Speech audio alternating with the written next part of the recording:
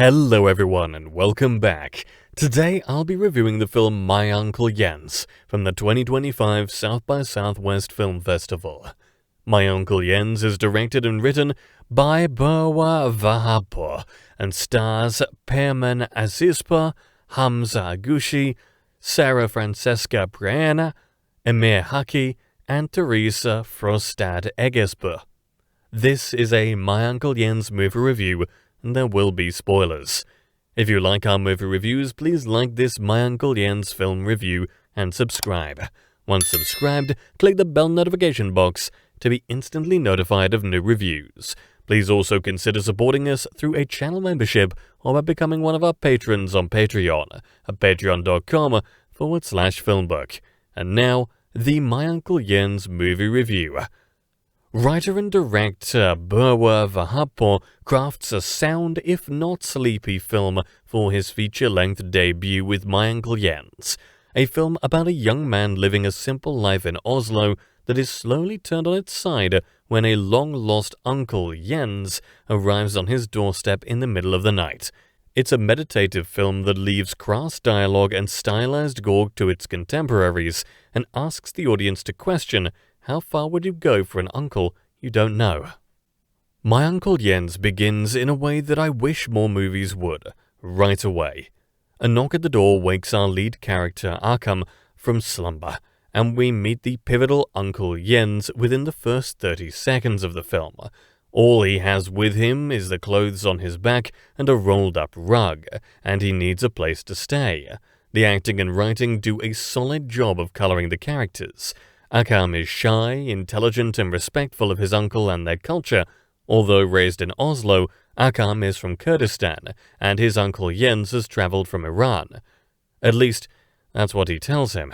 It's important to note this because the cultural differences are instrumental in creating the world and texture of the film.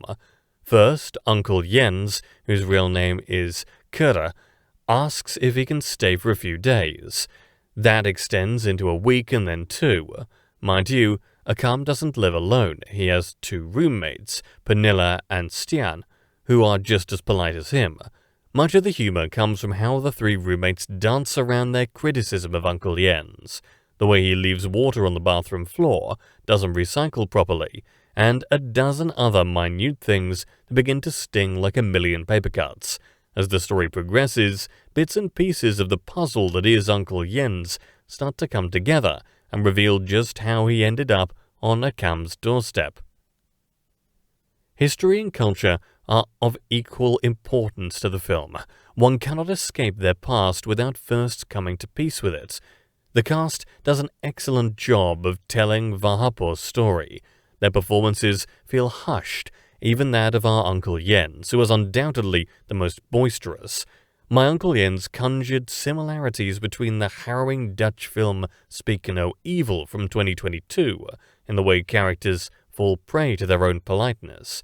Both films utilize a cultural mashup on screen that paints the characters' motivations with different strokes, but My Uncle Jens ditches the horror for offbeat comedy. I especially liked the kindling romance between Akam and Elena, whom he meets for information about immigration laws under the guise that he is writing a short story. Like the other characters in the film, they feel authentic and almost naive, but the pace of the film begins to feel sluggish. You almost wish that a sweeping left turn would come to drive some sort of tension into the film, but it never does. And it never wants to. For a debut feature, Brwa Vahabpour's direction is sound, if not safe. His focus is on the characters and the rich culture built into the fabric of their being. Sewn together to reveal their differences, My Uncle Jens isn't exactly a laugh riot, but it's enough to keep the audience invested.